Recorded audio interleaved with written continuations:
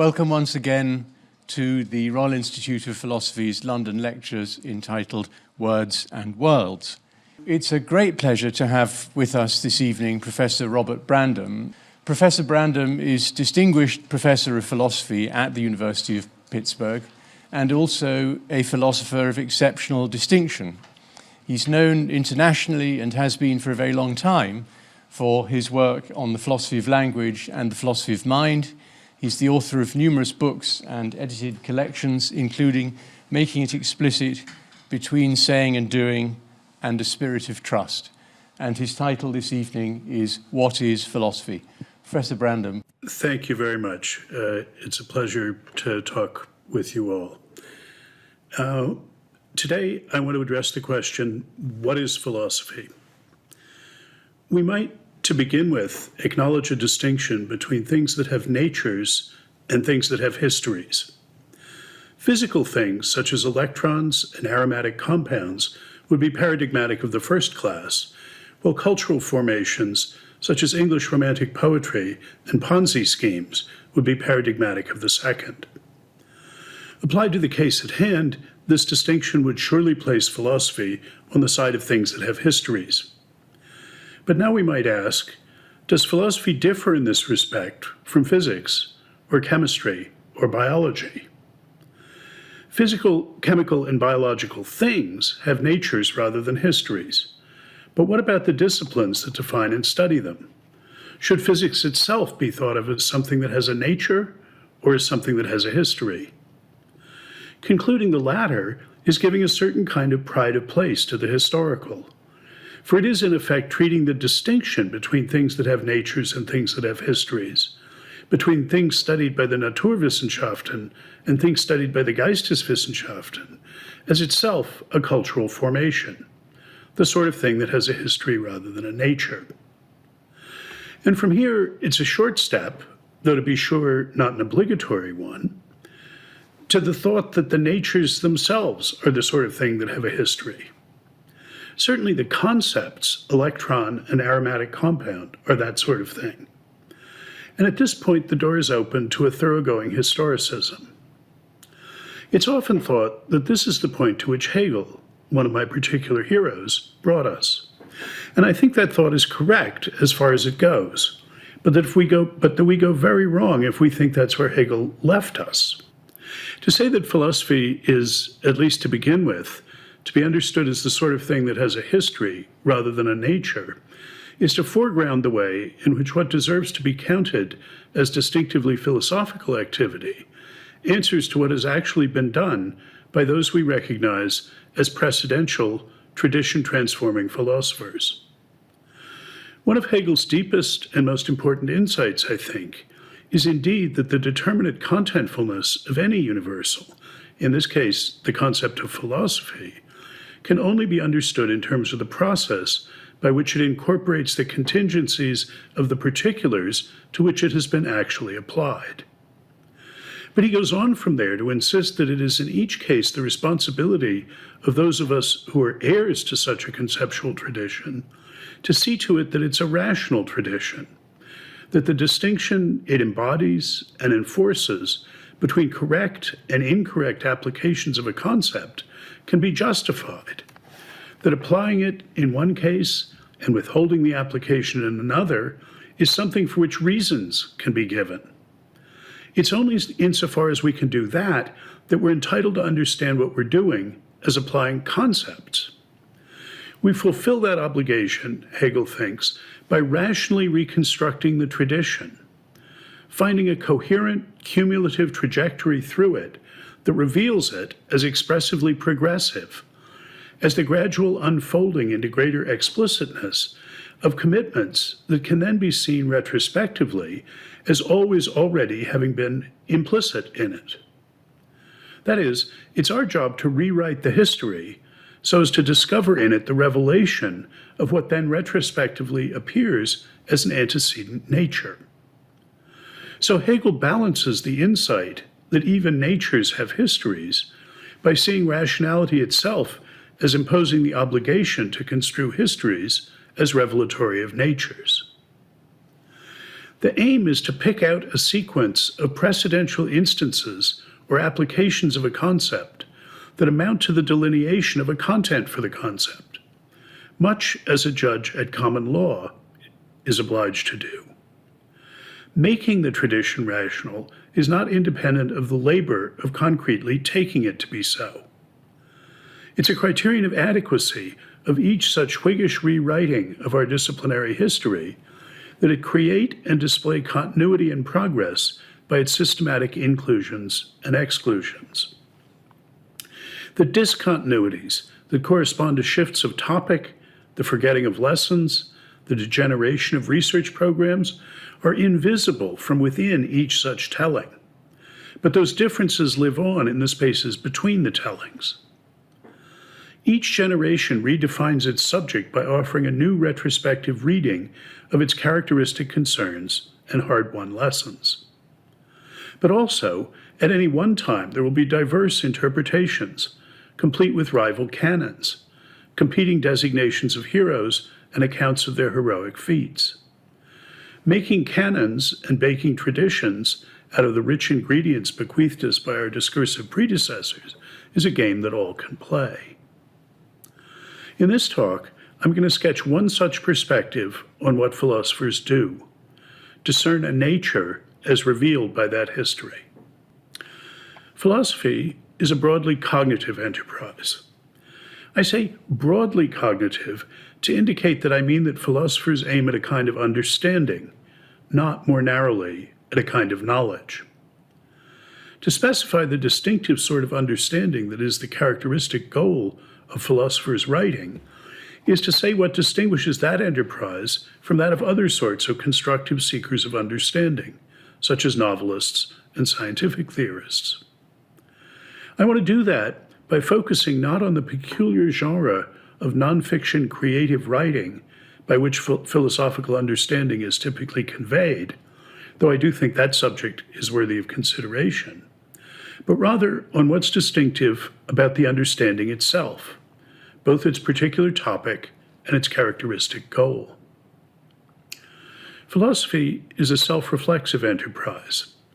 Understanding is not only the goal of philosophical inquiry, but its topic as well. We are its topic, but it's us specifically as understanding creatures, discursive beings, makers and takers of reasons, seekers and speakers of truth. Seeing philosophy as addressing the nature and conditions of our rationality is, of course, a very traditional outlook. So traditional, indeed, that it's liable to seem quaint and old-fashioned. I'll address that issue later, remarking only now only that rationalism is one thing and intellectualism is something else. Pragmatists, too, are concerned with practices of giving and asking for reasons. I understand the task of philosophers to have as a central element the explication of concepts, or, put slightly more carefully, the development and application of expressive tools with which to make explicit what's implicit in the use of concepts. Now, when I say explication of concepts, it's hard not to hear analysis of meanings. And there are obviously affinities between my specification and that which defined the concern of specifically analytic philosophy, especially in the middle years of the last century. Indeed, I intend, inter alia, to be saying what was right about that conception. But what I have in mind is different in various ways. Explication, making explicit, is not the same thing as analysis, at least as that notion was classically conceived. As I use the term, for instance, we have no more privileged access to the contents of our concepts than we do to the facts that we use them to state. Indeed, the concepts and the facts are two sides of one coin. But the most important difference is that where analysis of meanings is a fundamentally conservative enterprise, here we might think of the paradox of analysis, I see the point of explicating concepts rather to be opening them up to rational criticism. The rational enterprise, the practice of giving and asking for reasons that lies at the heart of discursive activity, requires not only criticizing beliefs as false or unwarranted, but also criticizing concepts. Defective concepts distort our thought and constrain us by limiting the propositions and plans we can so much as entertain as candidates for endorsement in belief and intention.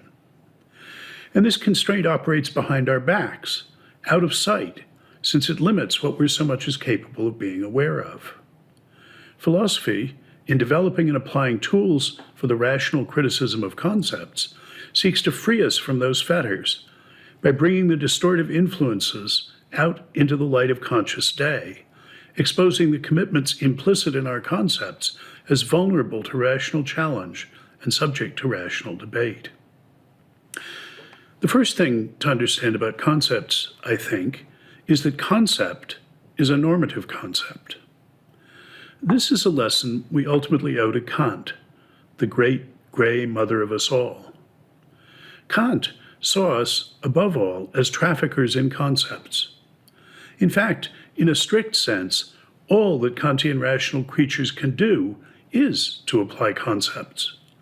For that's the genus that he took to comprise both judgment and action, our theoretical activity and our practical activity. One of Kant's great innovations was his view that what in the first instance distinguishes judgments and actions from the mere behavior of denizens of the realm of nature is that judgments and actions are things that we're in a distinctive sense responsible for. They express commitments of ours. The norms or rules that determine what we've committed ourselves to, what we've made ourselves responsible for by making a judgment or performing an action, is what Kant calls concepts. Judging and acting involve undertaking commitments whose rational credentials are always potentially at issue. That is, the commitments embodied in judgments and actions are ones we may or may not be entitled to. So the question of whether they're correct, whether they're commitments we ought to acknowledge and embrace, can always be raised. One of the forms taken by the responsibility we undertake in judging and acting is the responsibility to give reasons that justify the judgment or the action. And the rules that are the concepts we apply in judging and acting determine what would count as a reason for or against the judgment or the action. Commitment, entitlement, responsibility, these are all normative notions. Kant replaces the ontological distinction between the physical and the mental with the deontological distinction between the realm of nature and the realm of freedom, the distinction between things that merely act regularly and things that are subject to distinctively normative kinds of assessment. So for Kant, the great philosophical questions are questions about the source and nature of normativity, the bindingness or validity, his term is Gültigkeit, of conceptual rules. Descartes had bequeathed to his successors a concern for certainty, a matter of our grip on concepts and ideas, paradigmatically, whether we have a hold on them that's clear and distinct. Kant bequeaths to his successors a concern rather for necessity, a matter of the grip concepts have on us, the way they bind or oblige us. Necessary, notwendig, for Kant just means according to a rule. That's why he's willing to speak of moral and natural necessity as species of a genus. The important lesson he takes Hume to have taught us isn't about the threat of skepticism, but about how empirical knowledge is unintelligible if we insist on merely describing how things in fact are, without moving beyond that to prescribing how they must be, according to causal rules, and how empirical motivation, and so agency, is unintelligible if we stay at the level of is and eschew reference to the oughts that outrun what merely is. Looking further back, Kant finds the one he calls the celebrated Mr. Locke, sidetracked into what he calls a mere physiology of the understanding, the tracing of causal antecedents of thought in place of its justificatory grounds, largely through a failure to appreciate the essentially normative character of claims to knowledge. But Kant takes the whole Enlightenment to be animated by an at least implicit appreciation of this point. For mankind's coming into its intellectual and spiritual majority and maturity consists precisely in taking the sort of personal responsibility for its commitments, both doxastic and practical, that's insisted upon already by Descartes' meditator.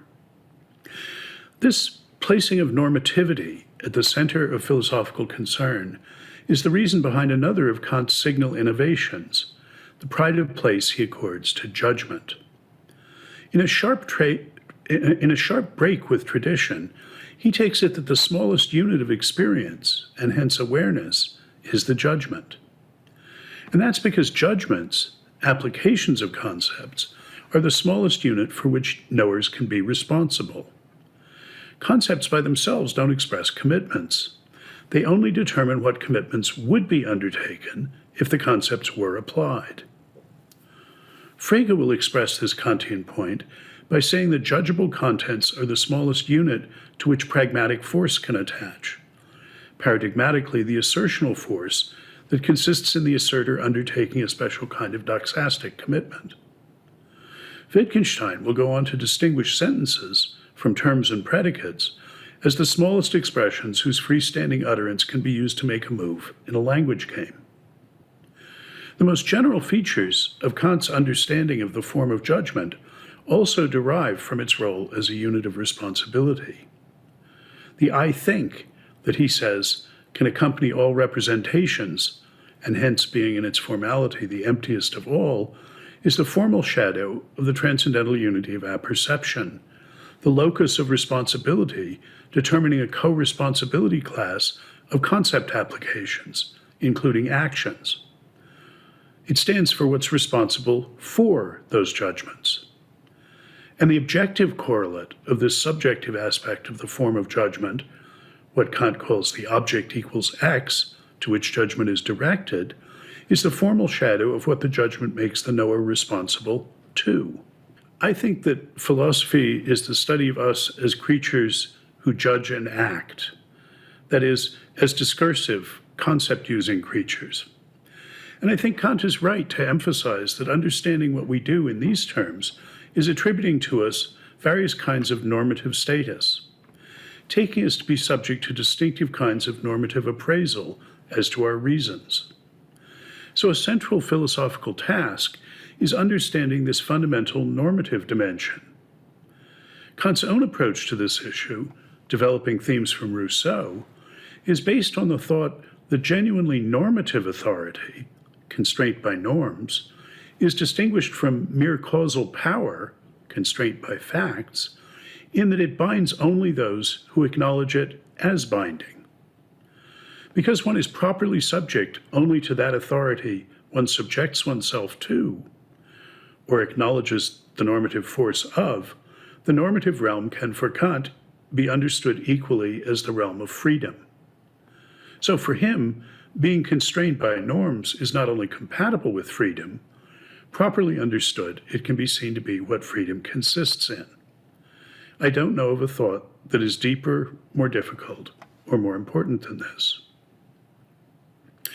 Kant's most basic idea, I said, is that judging and action are things we're in a distinctive way responsible for. But what does it mean to be responsible for them? I think the kind of responsibility in question should be understood to be a task responsibility, the responsibility to do something. Well then, what else do judging and acting oblige us to do?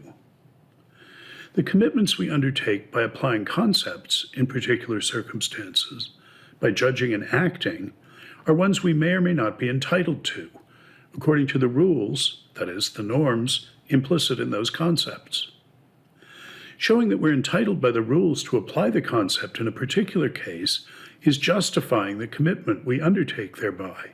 It's offering reasons for it. That's what we're responsible for. That's the practical content of our conceptual commitments. In undertaking a conceptual commitment, one renders oneself liable in principle to demands for reasons. The normative appraisal to which we subject ourselves in judging and acting is appraisal of our reasons. Further, offering a reason for the application of a concept is always applying another concept, making or rehearsing another judgment, or undertaking or acknowledging another practical commitment. In Kant's terms, that's adopting a maxim. Conceptual commitments are what can both serve as and stand in need of reasons. The normative realm is inhabited by creatures who can judge and act. It's not only the realm of freedom, it's the realm of reason. Understanding the norms for correct application that are implicit in concepts requires understanding the roles those concepts play in reasoning. What applications of concepts count as reasons for the application of that concept, and what applications of concepts the application of that concept count as a reason for. For apart from such understanding, one cannot fulfill the responsibility one undertakes by making a judgment or performing an intentional action. So what distinguishes concept-using creatures from others is that we know our way around practically in a space of reasons. Grasping or understanding a concept just is being able practically to place it in a network of inferential relations. To know what's evidence for or against its being properly applied to a particular case, and what its proper applicability to a particular case counts as evidence for or against. Our capacity to know or believe that something is the case depends on our having a certain kind of know-how, the ability to tell what's a reason for what. The cost of losing sight of this point is to assimilate genuinely conceptual activity, judging and acting, too closely to the behavior of mere animals, creatures who do not, as we do, live and move and have their being in the normative realm of reason, and so of the Kantian freedom that consists in the capacity to make ourselves responsible, to commit ourselves. We share with other animals, and for that matter with bits of automatic machinery, the capacity reliably to respond differentially to various kinds of stimuli.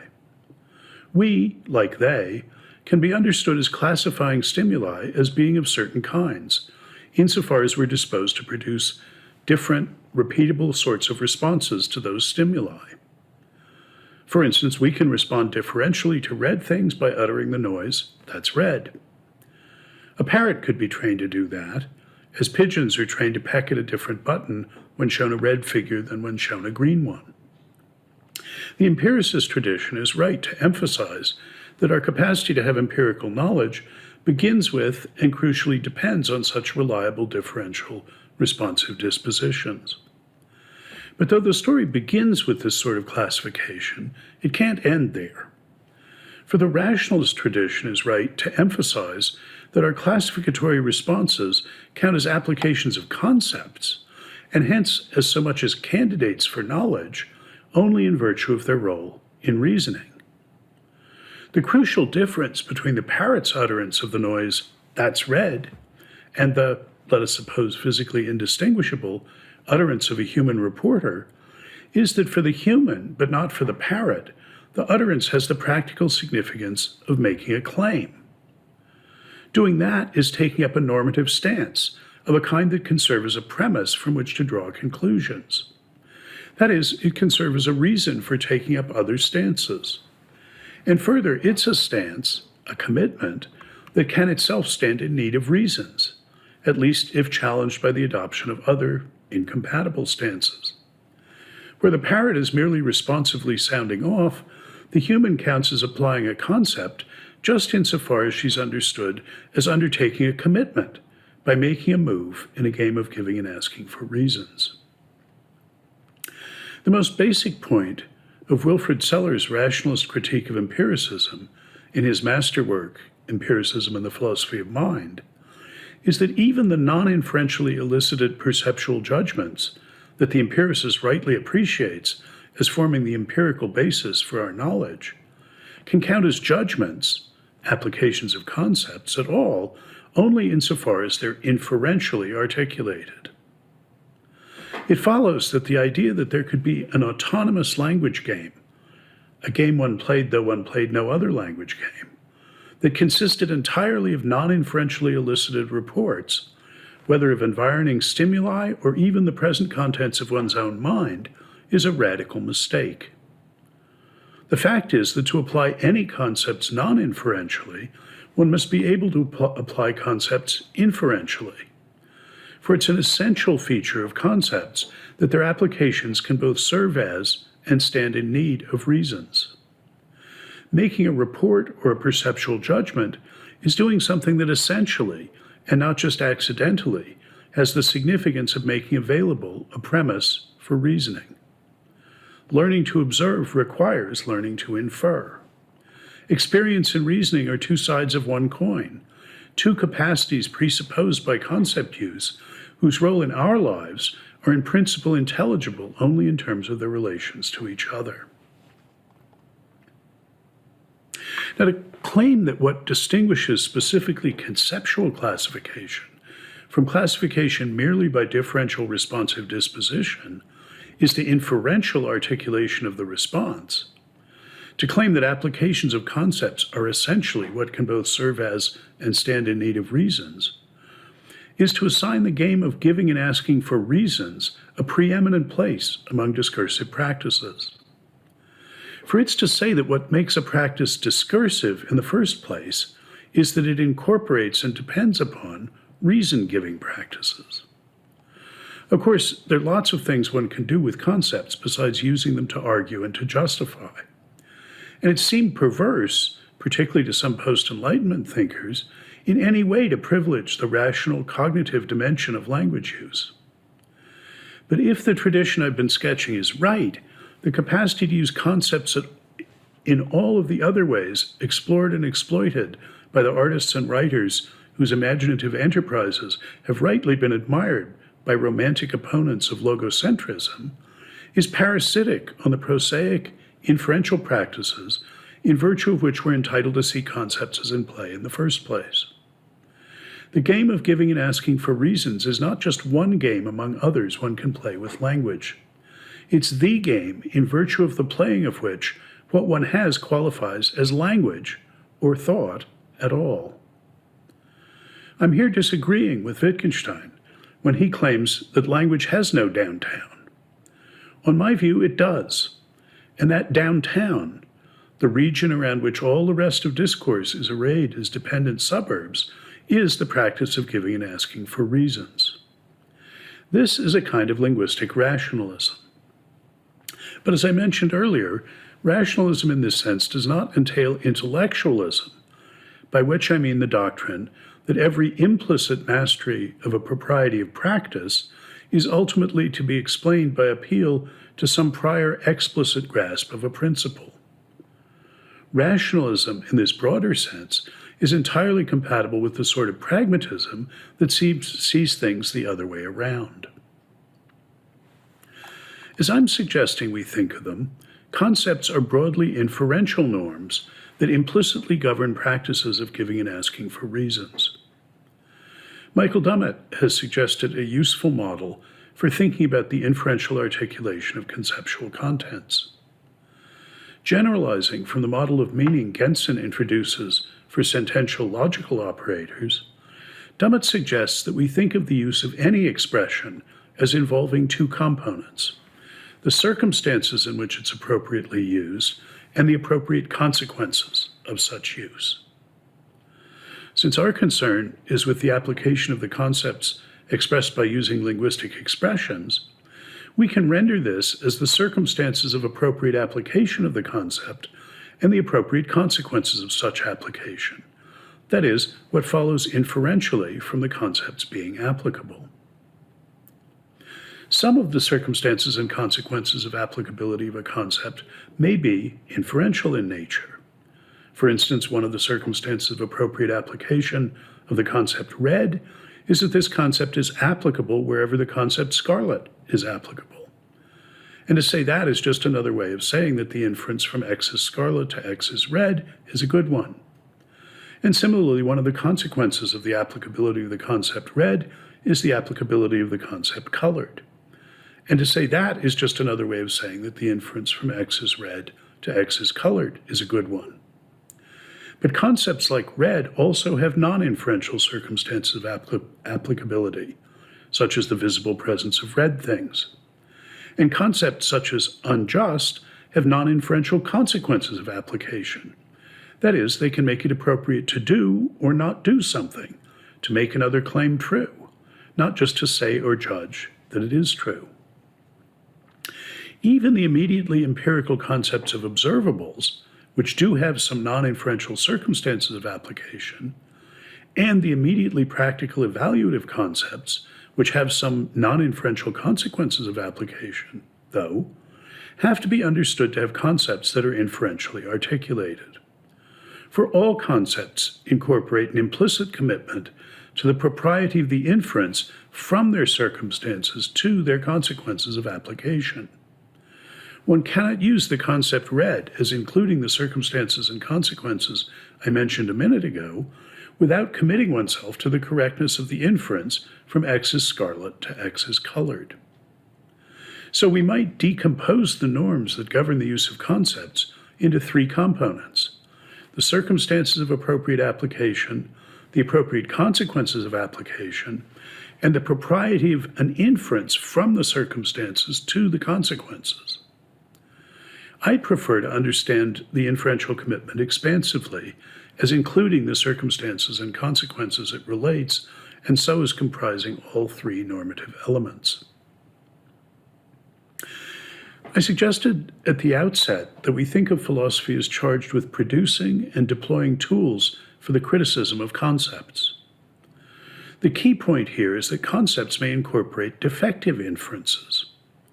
Dummett offers this suggestive example. Here's a quote. He says, a simple case would be that of a pejorative term, e.g., Bosch. The conditions for applying the term to someone is that he's of German nationality. The consequences of its application are that he's barbarous and more prone to cruelty than other Europeans. We should envisage the connections in both directions as sufficiently tight as to be involved in the very meaning of the word. Neither could be severed without altering its meaning. Someone who rejects the word does so because he does not want to permit a transition from the grounds for applying the term to the consequences of doing so. End of the quote from Dummett. I think it's useful to focus on a French epithet from the First World War because we're sufficiently removed from its practical effects to be able to get a theoretical grip on how it works. But the thought should go over mutatis mutandis for pejoratives in current circulation. Dummett's idea is that if you do not accept as correct the inference from German nationality to an unusual disposition to barbarity and cruelty, you can only reject the word. You can't deny that there are any Bosch, for that's just denying that the circumstances of application are ever satisfied, that is, that there are any Germans. And you can't admit that there are Bosch, but deny that they're disposed to barbarity and cruelty. This is the some of my best friends are Bosch ploy, since that's just taking back in one breath what one has asserted just before. Any use of the term commits the user to the inference that's curled up implicitly in it. At Oscar Wilde's trial, the prosecutor read out one of the more hair-raising passages from The Importance of Being Earnest and said, "I put it to you, Mr. Wilde, that this is blasphemy. Is it? Yes or no?" And Wilde replied, just as he ought on the account I'm urging. He said, "Sir, blasphemy is not one of my words." Although they are perhaps among the most dangerous, it's not just highly charged words that couple descriptive circumstances of application with evaluative consequences of application, that incorporate inferences of which we may need to be critical. The use of any expression involves commitment to the propriety of the inference from its circumstances to its consequences of application. These are almost never logically valid inferences. On the contrary, they're what Sellers calls material inferences, inferences that articulate the content of the concept expressed. Classical disputes about the nature of personal identity, for instance, can be understood as taking the form of arguments about the propriety of such a material inference. We can agree, we may suppose, about the more or less forensic consequences of application of the concept same person, having in mind its significance for attributions of responsibility. When we disagree about the circumstances of application that should be paired with the notion of same person, for instance, whether bodily or neural continuity or the psychological continuity of memory count for more, we're really disagreeing about the correctness of the inference from the obtaining of these conditions to the ascription of responsibility. The question about what the correct concept is a question about which inferences to endorse. I think it's helpful to think about a great number of the questions we ask about other important concepts in these same terms, as having the form of queries about what inferences from circumstances to consequences of application we ought to acknowledge as correct and why. Think in these terms about such very abstract concepts as morally wrong, just, beautiful, true, explain, know, or prove. And again, about such thicker ones as unkind, cruel, elegant, justify, and understand. The point is that the use of any of these concepts involves a material inferential commitment, a commitment to the propriety of a substantial inferential move from the circumstances in which it's appropriate to apply the concept to the consequences of doing so. The concepts are substantive just because the inferences they incorporate are. Exactly this commitment becomes invisible, however, if one conceives conceptual content in terms of truth conditions. For the idea of truth conditions is the idea of a single set of conditions that are at once necessary and sufficient for the application of the concept. The idea of individually necessary conditions that are also jointly sufficient is the idea of a set of consequences of application that can also serve as circumstances of application. Then the circumstances of application are understood as already including the consequences, so that no endorsement of a substantive inference is involved in the use of the concept. The concept of concepts like this is not incoherent. It's the ideal of logical concepts. It's a criterion of adequacy for introducing logical connectives that they be inferentially conservative, that their introduction and elimination rules be so related that they permit no new inferences involving only the old pre-logical vocabulary. But it's a bad idea to take this model of the relation between circumstances and consequences of application of logical vocabulary and extend it to encompass also the substantively contentful, non-logical concepts that are the currency in which most of our cognitive and practical transactions are conducted. And it's a bad idea because of its built-in conservatism. Understanding meaning or conceptual content in terms of truth conditions, individually necessary and jointly sufficient conditions, squeezes out of the picture the substantive inferential commitment that I'm saying is implicit in the use of any non-logical concept. But it's precisely those inferential commitments that are subject to criticism in the light of substantive collateral beliefs. If one does not believe that Germans are distinctively barbarous or prone to cruelty, then one must not use the concept Bosch, just because one does not endorse the substantive material inference it incorporates. On the truth conditional model, this diagnosis is not available. The most one can say is that one does not know how to specify truth conditions for the concept. But just what is objectionable about it and why doesn't appear from this theoretical perspective. Criticism of concepts is always criticism of the inferences curled up in them. For criticizing whether all the individually sufficient conditions, the circumstances, go together, that is, are circumstances of application of one concept, just is wondering whether they all have the same consequences of application, and similarly for wondering whether the consequences of application all hang together.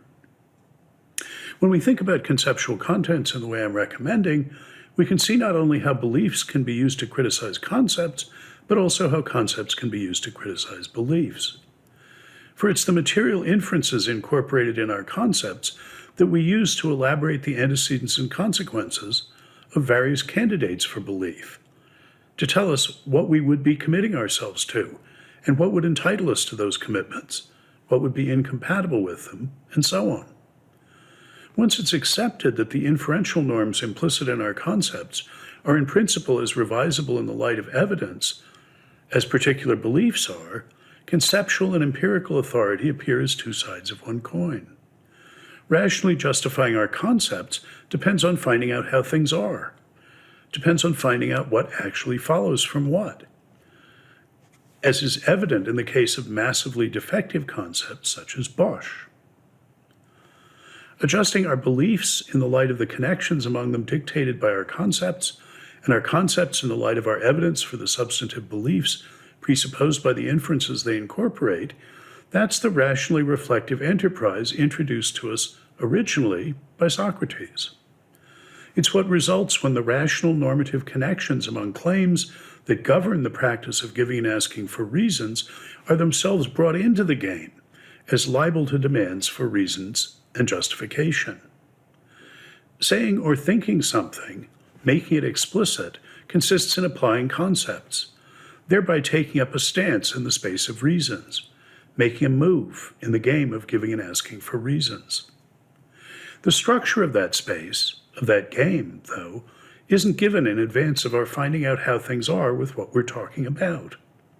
For what is really a reason for what depends on how things actually are. And that inferential structure itself can be the subject of claims and thoughts.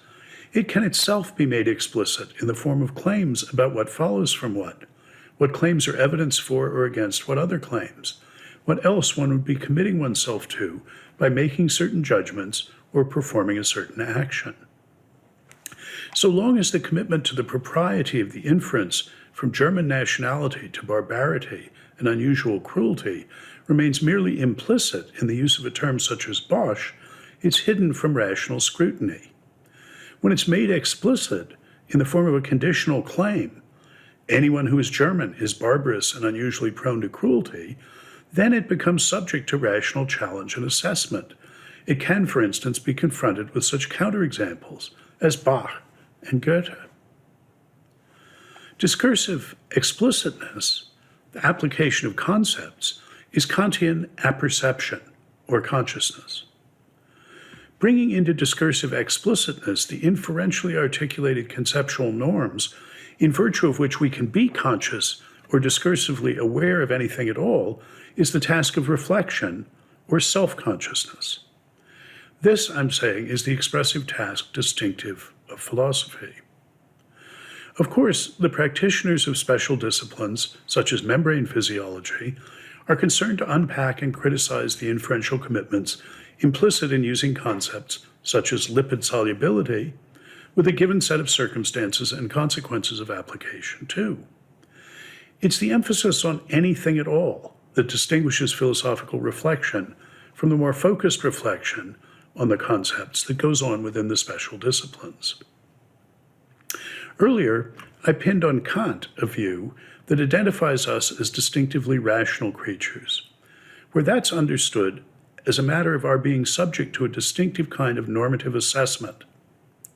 We're creatures who can undertake commitments and responsibilities that are conceptually articulated, in that their contents are articulated by what would count as reasons for them, as well as what other commitments and responsibilities they provide reasons for.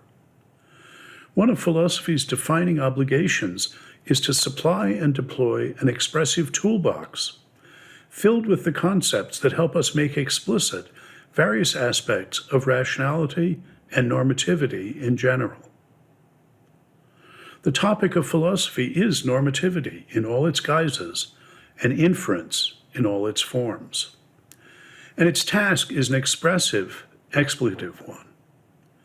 So it's the job of practitioners of the various philosophical subfields to design and produce specialized expressive tools and to hone and shape them with use. At the most general level, inferential commitments are made explicit by logical vocabulary such as conditionals, and their normative force is made explicit by deontic vocabulary. Different branches of philosophy can be distinguished by the different sorts of inference and normativity that they address and explicate, the various special senses of if-then or of ought for which they care. Thus, philosophers of science, to pick one, develop and deploy conditionals codifying causal, functional, teleological, and other explanatory inferential relations.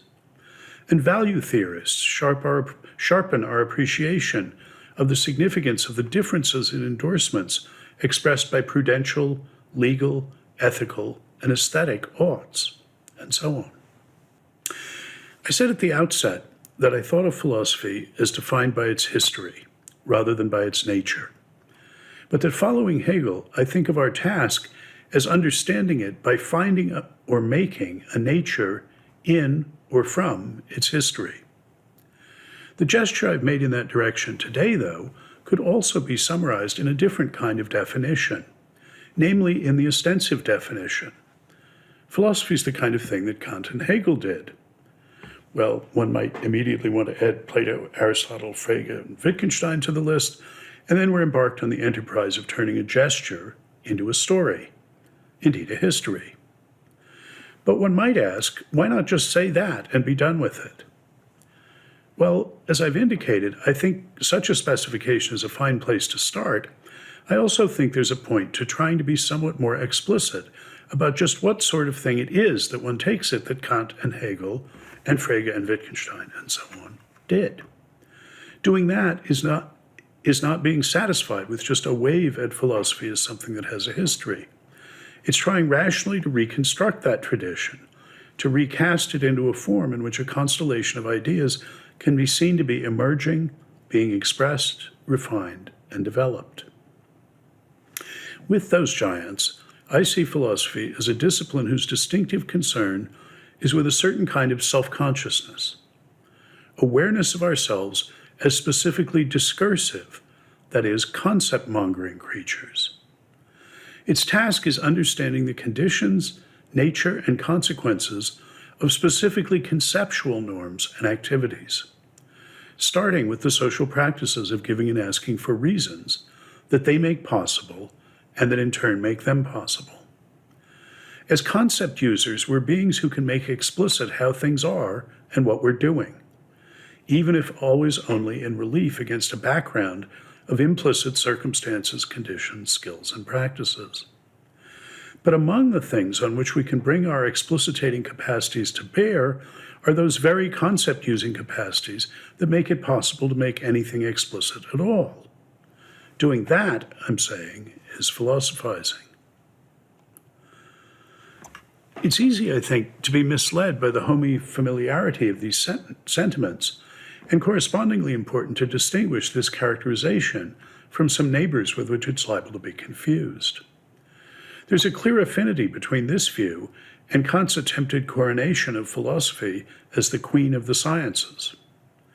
For on this account, philosophy does extend its view to encompass all activity that is discursive in a broad sense. That is, all activity that presupposes a capacity for judgment and agency, sapience in general. But in this sense, philosophy is at most a queen of the sciences, not the queen. For the magisterial sweep of its purview doesn't serve to distinguish it from, say, psychology, sociology, history, literary or cultural criticism, or even journalism. What distinguishes it is the expressive nature of its concern with discursiveness in general, rather than its inclusive scope. My sketch has been aimed at introducing a specific difference pertaining to and distinguishing philosophy, not a unique privilege that it might claim with respect to other such disciplines. Again, as I've characterized it, philosophy does not play any sort of foundational role with respect to other disciplines. Its claims don't stand prior to those of the special sciences in some order of ultimate justification. Nor does philosophy sit at the other end of the process as a final judge over the propriety of judgments and actions, as though the warrant of ordinary theoretical and practical applications of concepts remains somehow provisional until certified by philosophical investigation. And philosophy, as I've described it, likewise asserts no methodological privilege or insight that potentially collides with the actual procedures of other disciplines. Indeed, philosophy's own proper concerns with the nature of normativity in general and with its conceptual species in particular, so on inference and justification in general, impinge on the other disciplines in a role that equally well deserves the the Socratic characterization of it as handmaiden. For what we do that's been misunderstood as having foundational or methodological significance is provide and apply tools for unpacking the substantive commitments that are implicit in the concepts deployed throughout the culture, including the specialized disciplines of the high culture. Making those norms and inferences explicit in the form of claims exposes them for the first time to reasoned assessment, challenge, and defense, and so to the sort of rational emendation that is the primary critical process of conceptual evolution. But once the implicit presuppositions and consequences have been brought out into the daylight of explicitness, the process of assessment, emendation, and so evolution is the business of those whose concepts they are, and not something philosophers have any particular authority over or expertise regarding. Put another way, it's the business of philosophers to figure out ways to increase semantic and discursive self-consciousness. What one does with that self-consciousness is not our business, qua philosophers, though of course, qua intellectuals more generally, it may well be. Philosophy's expressive enterprise is grounded in its focus on us as a certain kind of thing, an expressing, explicating thing, as at once creatures and creators of conceptual norms, producers and consumers of reasons, beings distinguished by being subject to the peculiar normative force of the better reason. Its concern with us as specifically normative creatures sets philosophy off from the empirical disciplines, both the natural and the social sciences.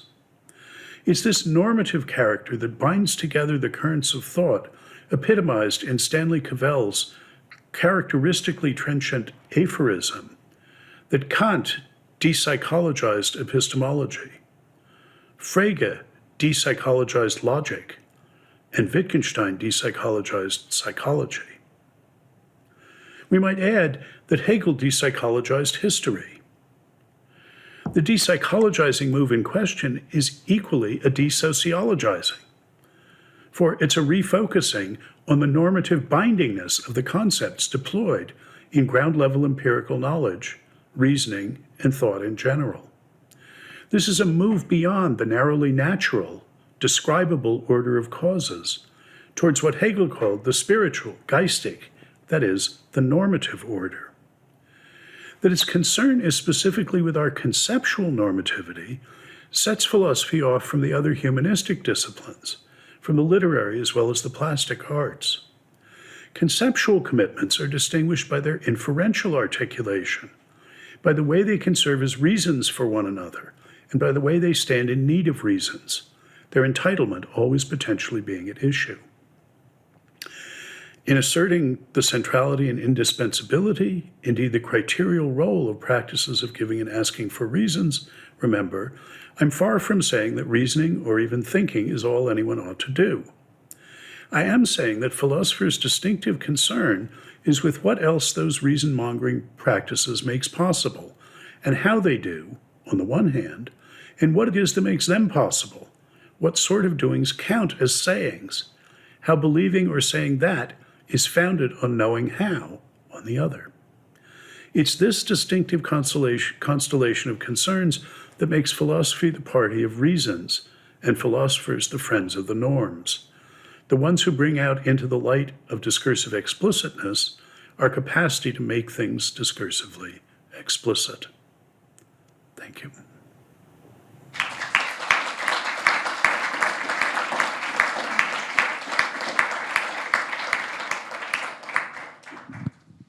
Thank you so much. And questions? Deontic. I think so. I wonder if somebody could explain what that means. I mean, it's a term of art that means of or pertaining to obligations, to commitments, permissions, entitlements, and so on. That was Dummett, was it? Who? It's not particularly a term of Dummett's. I would hang it on Kant, I think. I was interested in what it means on your analysis that two people disagree about a concept. And as I understood what you were saying, the idea is that they disagree over the inferential rules, the connection between the conditions of its application and the conditions of its consequences. But then you had another phrase that I was wondering if you could speak a little bit more to how the use of that phrase connected to that analysis. You said something like, it's also about how things are.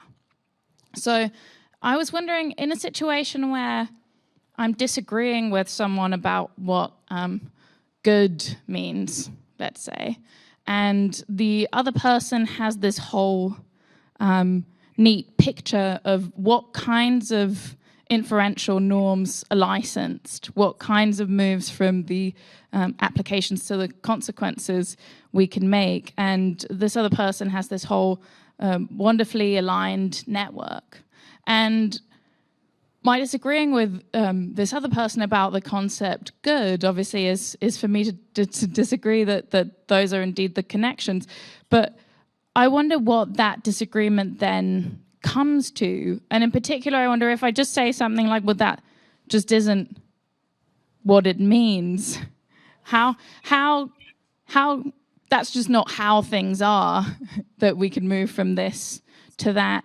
In a way that makes our disagreement sort of surprisingly shallow at first glance. I wonder how we can make sense of the sort of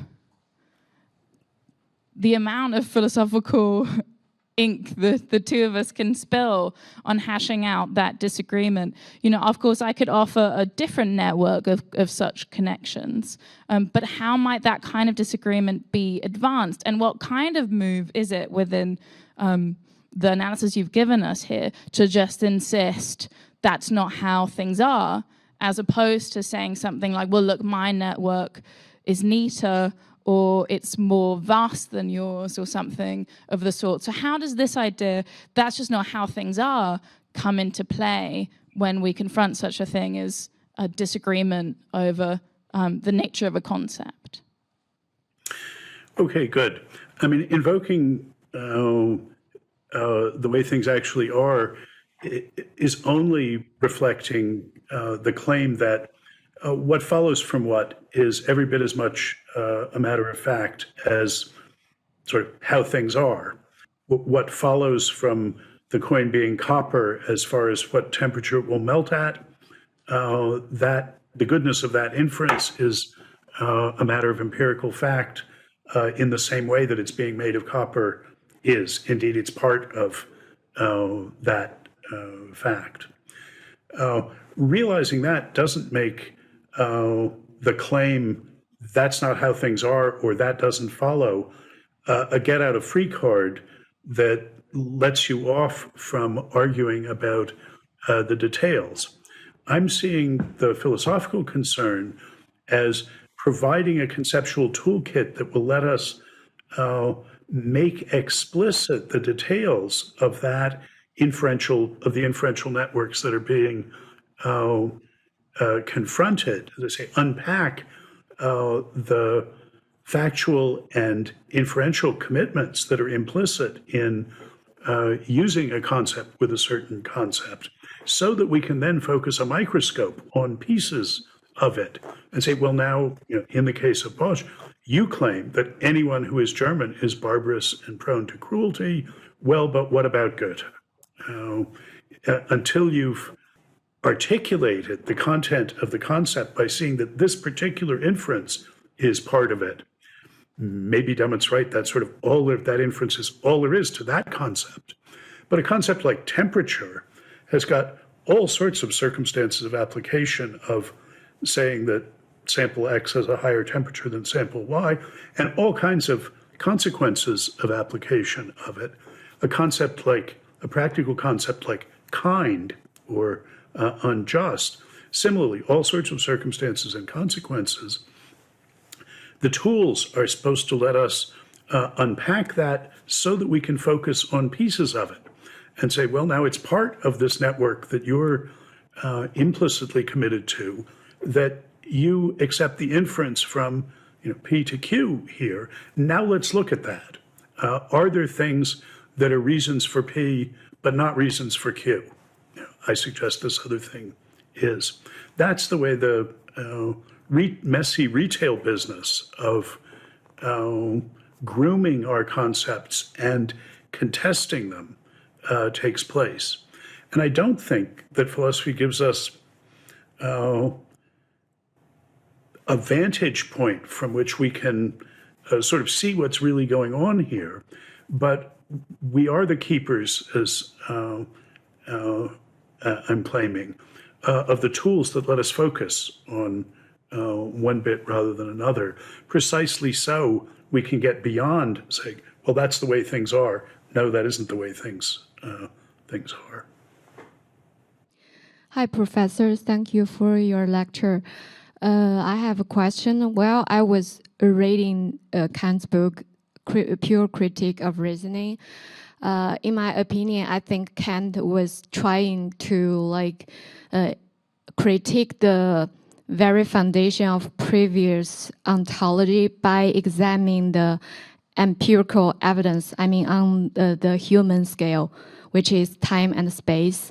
And what you said in the lecture, that the ultimate purpose of philosophy is to make ourselves be aware and conscious. I want to ask a question. I don't know whether it makes sense. It kind of gave me that I can connect these 2 points to Buddhism, because I'm kind of Buddhism. That is my question. Well, I don't really know what to say about that. I'm emphasizing Kant's picture of us as creatures who live and move and have our being in a normative space, that what distinguishes us from other creatures is our capacity to undertake responsibilities, to make ourselves responsible, to commit ourselves. This is the background against which he then has quite a distinctive form of rationalism, saying, understanding that normativity as a rational normativity, as a matter of giving and asking for reasons, that when we exercise our distinctively human capacity to commit ourselves, to make ourselves responsible, that we should understand that kind of normative appraisal as appraisal of our reasons. Now, from my point of view of substantial ignorance about Buddhism, my conjecture would be that the first half of Kant's view, seeing us as normative beings, is congenial to a Buddhist point of view.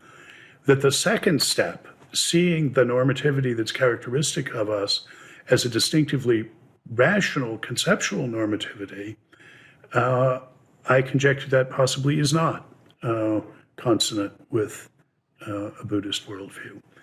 But really, I don't know what I'm talking about in this area. I was wondering what conditions or in which cases are we sort of do we find a need to kind of revise the inferential structure of the concepts in our language? Is it just when we recognize that there are maybe contradictions or something, or there's I guess maybe that isn't substantial in of itself? There's probably, yeah. So is that enough to ask a question? Yeah. The picture I'm working with is that there's no jumping outside our concepts to ask from the outside, how do these things work? We always are responding to our acknowledgement of some of our commitments as incompatible with one another, materially incompatible with one another. not specifically logical, not inconsistent, but I say Pittsburgh is to the west of Princeton. That's incompatible with the claim that it's to the east of Princeton. Not a matter of logic, it's a matter of what east and west mean. And one of Hegel's insights is that we always have implicitly incompatible commitments. Indeed, one of his innovations is seeing the conceptual inexhaustibility of the deliverances of the senses, the sense in which you can't say explicitly everything that you see when you look at, say, the palm of your hand, which Kant had thought of as a matter of the inexhaustibility, there always being more that you could say. Hegel's idea was sensuous immediacy, as he calls it, manifests itself in the fact that we will always find ourselves with commitments that are incompatible as a result of exercising our empirical capacities. That's inside our conceptual scheme, but as we engage in this enterprise of self-consciousness, which is making explicit the commitments that are implicit in the claims we make and the inferences we make, we'll always find that I'm committed to this liquid being an acid, and I use the notion of acid with the circumstances of application that if it tastes sour, it's an acid, and the consequences of application that it'll turn litmus paper red. But I find this liquid that tastes sour and it turns litmus paper blue. Now I find myself with these incompatible commitments. The world is not letting me have this concept acid with those circumstances and consequences of application. What do I do? So the thought is that as we unpack, make explicit the commitments that are implicit in the thoughts we've had, the claims we've made, the things, the intentions that we have formed, we'll find incompatibilities, and then are rationally, normatively obliged to do something about it, to repair those incompatibilities insofar as we can. That's why our rational responsibilities essentially include critical responsibilities, the responsibility to change commitments that we have. Thank you. Difficult to ask an intelligent question given the intensity of your talks. So the game of giving reasons, I was thinking of the field of law and politics. In those areas, in order to make an argument, you work on ideas, texts, assertions, propositions, premises, statements. You just work on very complicated texts in the form of, say, statutes or case law. And then faced with a specific case, you want to reach a judgment. In this game, in this reasoning process, it's very complicated, not just about concepts. As I said, promises, statements, ideas, ratios. So how someone with law background can learn from your kind of, I know a lot to learn. If you can just connect this philosophical project with the real world fields such as law and politics. Just a thought. Thank you. Yes, indeed. Well, I mean, you mentioned the law, and in particular, the common law, I think, is an ideal illustration of the sort of critical rationality that I'm talking about. So Anglo-American common law and case law. Common law is distinguished from statutory law in that there isn't an explicit law that you're interpreting. All there is to determine the normative boundaries of the correct application of a concept such as strict liability, say, is the precedence of the commitments that previous judges have made to applying that concept to particular cases specified in a non-legal vocabulary and to withhold its application in others. And the task of the judge, faced with a new set of facts, to ask, well, is this a case where the concept of strict liability by rights applies or not? All there is to go on is the previous decisions that were made to apply it or withhold application of it. And the judge's job is to draw boundaries around this concept of strict liability that include or exclude this new set of cases by sharpening the considerations that were advanced by the previous judges for withholding it or applying it in particular cases. That's an institutionalized, formalized version of what I'm claiming goes on in our uses of concepts sort of all the time, where the considerations that in one set of precedents led to the withholding of the application of the case of the concept, and the considerations that in another set of precedents were cited in favor of applying it, they contradict each other in this case. They're incompatible. The one set provides reasons in favor of applying it. The other set supplies reasons in favor of not applying it. And the judge's responsibility is rationally to reconstruct that past into a history, into a tradition that says which of the earlier decisions are governing precedents in this case. That's, in a way, a paradigmatic case of the sort of explicative enterprise when the current judge cites the decisions of the earlier judges and their reasons. That's the only form of a justification the current judge can give.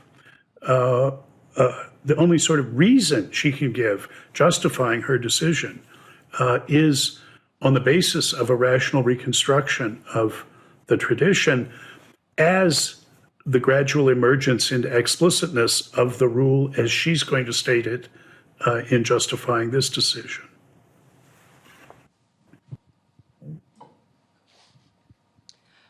Thank you for your talk, Professor. I very much enjoyed listening to you. In your answer to the question previous to the common law question, you spoke of the sensuous immediacy of Hegel and the incompatibility of some commitments that we might make. You gave us this image of work to be done in the making explicit of connections and inferences that are implicit in the claims we might make. And as I heard you say this, I suddenly thought of the way Martha Nussbaum speaks about anger and disgust as political emotions, the way emotion underrides many of the claims made, for example, by a homophobic person saying non-heteronormative activity is disgusting. And so now I'm wondering, in your account of philosophical activity, what is the significance of emotion in this work of appraising the reasons we might give? How do we negotiate emotion or kind of shrouds of sentiment? Yes. Well, I'm not going to have anything general to say about the case of emotions, but where they fit into the picture I'm talking about is as circumstances and consequences of various concepts. So thick normative concepts can involve what Peter Strawson called reactive emotions, where one does not count as having fully mastered a concept like cruelty unless one responds to the visible presence of cruel actions by having certain emotions, by being indignant as a result of them. So these reactive emotions can be crucial consequences of application of concepts. Mastering the concept of cruelty requires having certain emotional responses. And similarly, emotional responses can be crucial parts of the circumstances of application of various concepts, a concept of beauty, let's say. And these are cases where we see concepts evolving over time. The great Miles Bernier had a series of lectures on anger as not just an emotion, but as a crucial virtue in classical Greek understanding, that the anger that drove Oedipus to kill the man who turned out to be his father, who had disrespected him at the crossroads, that was a crucial virtue for the Greeks in a way that has been sanded down or smoothed over for us. We have remnants of it in things like indignation at cruel or unjust actions, but not as the full-blown component of virtue that it was for the Greeks. So where the emotions matter for concepts in this picture is going to be in the circumstances and consequences of application of some concepts, not of all of them. The concept of temperature, probably not much of an emotional component to it.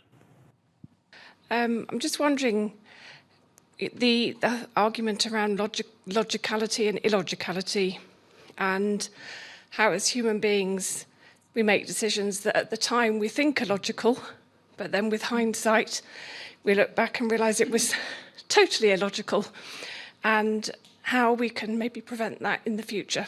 Any tools in the toolbox? I would use the term logical differently than you do. I mean, I can hear what you said just in terms of rationality. I thought I was acting for good reasons. When I think back on it, I say, no, these weren't the reasons that applied, or maybe they weren't even reasons to do what I did at all. I think of logic as an expressive tool, as a tool for making those reasons explicit, and so as a tool of rational self-consciousness. All we can do, really, is try to make explicit what the reasons are in the vicinity of a decision that we have to make about what to believe or what to do. Acting for reasons has to be acting for reasons that we're capable of making explicit to ourselves, even if often we don't. And the philosophical tools, including logic, I take to be tools helping us in that enterprise of assembling and assessing the reasons that bear on decisions that we're making. What it won't do is give us a secret chart to getting things right. All it can do is give us tools for making explicit what the considerations are and how we're thinking about the relations among them.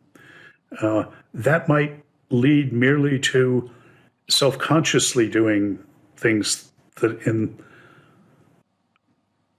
retrospect turn out not to have been smart things to do. As I say, it's not going to give us a chart to avoid it. Well, if only there were a secret chart for getting things right. I'm afraid it's time to call things to a close here.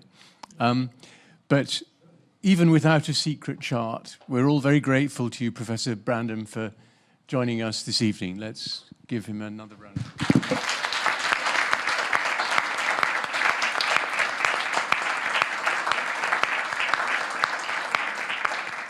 Well, thank you for your attention and kind presence. Thank you.